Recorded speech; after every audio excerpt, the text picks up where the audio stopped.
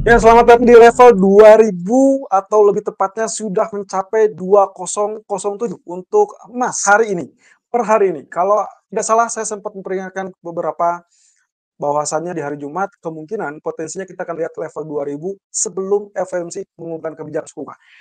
Nah, masalahnya adalah apakah nanti saat FOMC itu akan terjadi U-turn atau dalam artian reversal atau memang masih tetap akan mengalami kenaikan.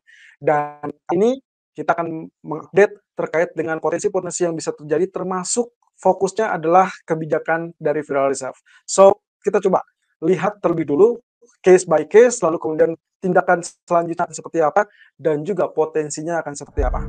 Jadi kali ini kita akan mengerti terkait dengan intervensi bersama yang dilakukan oleh beberapa bank sentral. Selain Federal Reserve, di situ ada BOJ, ECB, BOE, bahkan sampai Swiss National Bank. Dan tindakannya itu semata-mata untuk menenangkan pasar finansial atau pasar keuangan terkait dengan krisis perbankan atau yang dikhawatirkan terkait dengan gangguan liquidity.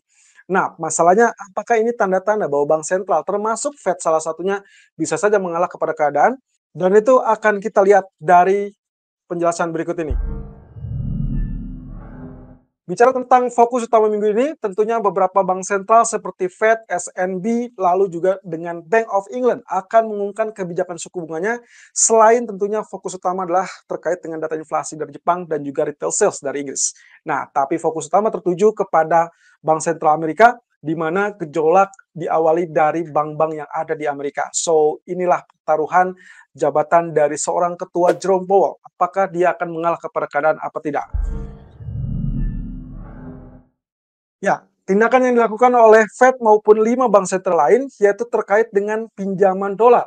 Status pinjaman dolar ini seharusnya secara logika itu berarti membanjiri pasar dengan kondisi dolar.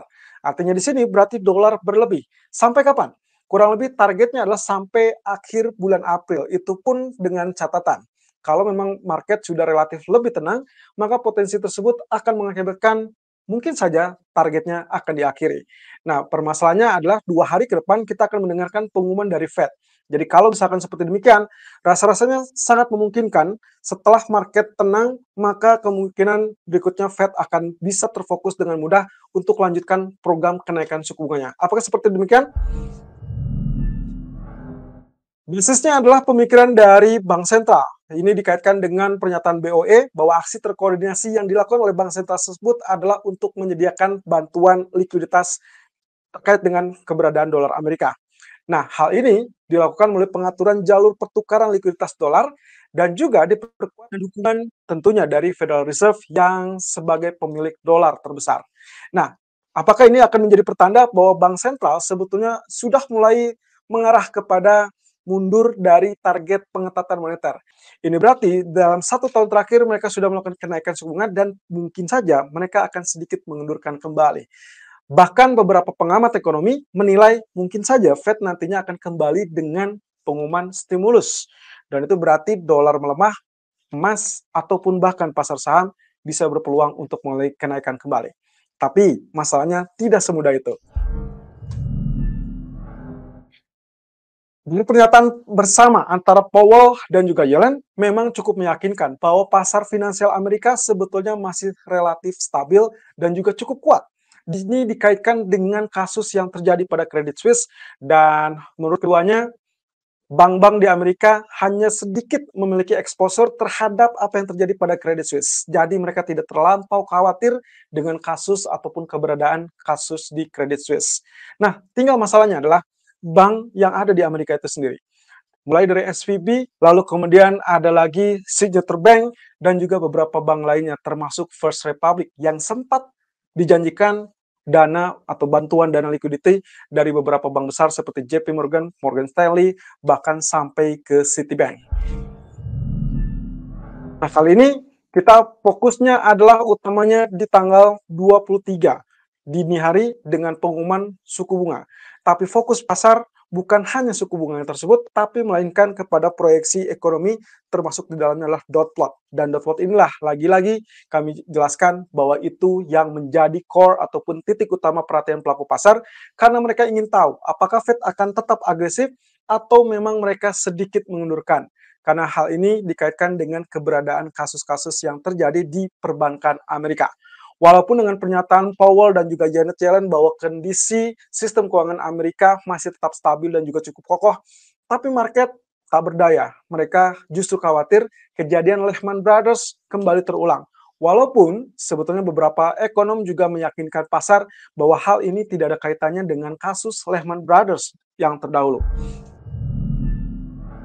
Nah, terkait dengan kebijakan tersebut, pertanyaannya adalah apakah mungkin Fed berpotensi untuk mengikuti langkah ECB? Seperti kita ketahui bersama, bahwasannya ECB memutuskan untuk tetap menaikkan suku bunganya setelah mendapat kepastian Credit Suisse mulai ditangani dan SNB turun tangan untuk menangani hal tersebut. Nah, masalahnya adalah yang utama dari bank sentral, mereka menekankan yang terpenting itu adalah terkait dengan inflasi dan itulah tujuan utamanya. Prioritas utama menekan inflasi serendah mungkin untuk kembali ke level 2%. Bahkan dalam hal ini Presiden ECB Christine Lagarde juga menyatakan bahwasanya mereka masih akan tetap melanjutkan kenaikan tapi dengan hati-hati, dan itu juga menggarisbawahi bahwasannya kebijakan berikutnya akan sangat bergantung kepada data ekonomi. Terkait dengan apa yang terjadi pada gejolak yang terjadi baru-baru ini, terkait dengan kekhawatiran krisis perbankan, maka yang diperhatikan adalah bantuan likuiditas tersebut, dan ECB juga menjadi salah satu bagian dari 5 central bank yang melakukan coordinated action untuk menyediakan bantuan likuiditas. Nah, sekarang salahnya adalah kembali kepada Fed. Dalam hal ini berarti Powell akan dipusingkan dengan target utamanya. Apakah mereka akan tetap fokus kepada tekanan inflasi atau mereka akan mengalah kepada keadaan? Kalau lihat case by case, maka tertuju pada pernyataan Powell sendiri kurang lebih 1 minggu sebelum kasus SVB mencuat, yaitu di mana testimoni di hadapan Kongres mengatakan selama data itu masih tetap kuat, dalam hal ini adalah data ekonomi, maka Fed masih tidak akan segan untuk tetap melanjutkan kenaikan suku bunganya. Dan bahkan kemungkinan lajunya bisa lebih cepat, dan itu berarti terbuka untuk 50 basis point. Nah, masalahnya juga adalah terkait dengan beberapa kali penegasan dari Fed setiap pertemuan, yaitu garis bawahnya targetnya adalah utamanya untuk menekan kembali inflasi ke 2%. Nah, apakah itu akan dituju apa tidak? Maka kemungkinan posisinya adalah Fed kemungkinan bisa saja di bulan Maret ini menaik 25 basis point. Ada beberapa kasus yang memungkinkan hal tersebut dan inilah pertimbangannya. Kalau kita bicara tentang data ekonomi dan juga ketidakstabilan di pasar keuangan, maka opsi yang paling memungkinkan hanya dua, yaitu terkait dengan kenaikan 25 basis point atau unchanged, alias tidak berubah sama sekali. Dan hal ini sangat memungkinkan. Bahkan bisa dipertimbangkan untuk tidak merubah kenaikan suku bunga sama sekali. Yang kedua adalah terkait dengan kebijakan 50 basis point. Ini tetap masih terbuka. Kalau melihat dari case by case-nya, lagi-lagi patokannya adalah ECB minggu lalu dengan tetap melanjutkan kenaikan suku bunga 50 basis point, lalu kemudian pernyataan Powell terlepas dari kasus SVB, maka kemungkinan mereka akan tetap berjalan dengan kenaikan tersebut dan bisa saja ini akan sangat relatif beresiko. Jadi kalaupun misalkan dilakukan, well, saya rasa akan muncul dengan kekhawatiran terbaru terkait dengan krisis perbankan di kemudian hari. Kemudian, case berikutnya adalah kalau memang ternyata dilakukan pemangkasan suku bunga.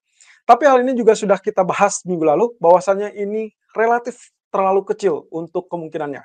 Kenapa? Salah satu catatannya adalah dalam sejarahnya, Fed atau dalam ini Bank Sentral tidak pernah memangkas suku bunga dalam kasus tingkat pengangguran yang relatif rendah. So, kita eliminate dan kemungkinan hanya ada 3 peluang di situ, unchanged, atau kenaikan 25 basis point, atau kenaikan tetap 50 basis point. Nah, tapi jangan dulu senang, karena fokus utama berikutnya adalah terkait dengan dot plot itu sendiri.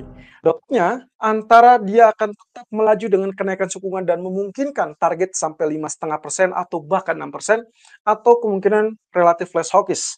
Less hawkish mungkin digambarkan tetap menaikkan suku bunga, tapi dengan laju yang relatif lebih lambat, dan itu mungkin hanya kenaikan 25-50 basis point ke depan. Dan itu berarti targetnya hanya mentok di kisaran 5,5% atau maksimum 5,75%. Dan seperti yang pernah kami bahas, itu sudah bisa diterima dengan baik oleh market.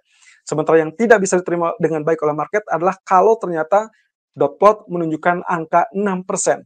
Oleh karena itu, skenario-nya adalah kemungkinan jika ternyata market mendapati Fed tetap hawkish, maka risk aset atau dalam hal ini pasar saham dan juga currency lain akan berpotensi turun, termasuk juga emas. Walaupun posisi emas kemungkinan bisa saja diselamatkan dengan status safe haven-nya. Itu pun dengan catatan kalau muncul kepanikan yang berlebih di market. Tapi selama tidak ada kemunculan kepanikan tersebut, maka keduanya atau ketiganya, baik itu pasar saham maupun komoditi emas atau bahkan currency lain, maka berpotensi tetap mengalami penurunan. Kalau skenario adalah less hawkish dalam asumsi bahwa kenaikan masih tetap bisa berlanjut tapi dengan laju yang relatif lebih lambat, maka kemungkinan risk aset tetap mengalami penurunan, tapi emas dalam hal ini berpotensi mengalami kenaikan lanjutan. Dan terakhir, case-nya adalah dovish dengan terminal range kemungkinan kembali di bawah 5%. Ini dengan catatan berarti memunculkan kemungkinannya adalah terkait dengan pemangkasan suku bunga. Kalau itu yang terjadi, maka siap-siaplah. Itu adalah stimulus yang cukup positif, baik untuk pasar saham ataupun komoditi emas. Dan terakhir, kita lebih mengingatkan kepada Anda semua, bahwasanya dari diagram yang sudah dimunculkan sejak 1975, performance gold itu selalu mengalami penurunan di bulan Maret, tapi juga menjadi sinyal itulah relatif best price, atau dalam hal ini harga yang relatif murah. Tentunya best month of the year untuk melakukan pembelian emas adalah di bulan Maret. Karena hal tersebut, kalau kita kaitkan sepanjang 1 tahun, maka secara akumulasi Maretlah yang menjadikan titik balik untuk emas. Nah, terkait dengan kuartal, kalau kita lihat dari kuartal pun, di kuartal kedua, jika memang ada kesempatan untuk terjadinya koreksi, itulah kesempatan yang cukup bagus untuk emas diincar sebagai potensial buy. Itu adalah kurang lebih beberapa catatan yang harus kita perhatikan di minggu ini, karena kemungkinan fokusnya semua tertuju kepada Federal Reserve, dan semua akan mengacu kepada apa yang akan dilakukan atau seberapa berani tindakan Fed untuk mengatasi krisis perbankan, sekaligus untuk mengatasi inflasi. Utama mereka masih tetap inflasinya harus turun sampai 2%, tapi juga mau tidak mau mereka harus berhadapan dengan kasus krisis perbankan yang berpotensi bisa saja kembali menyudutkan ekonomi Amerika.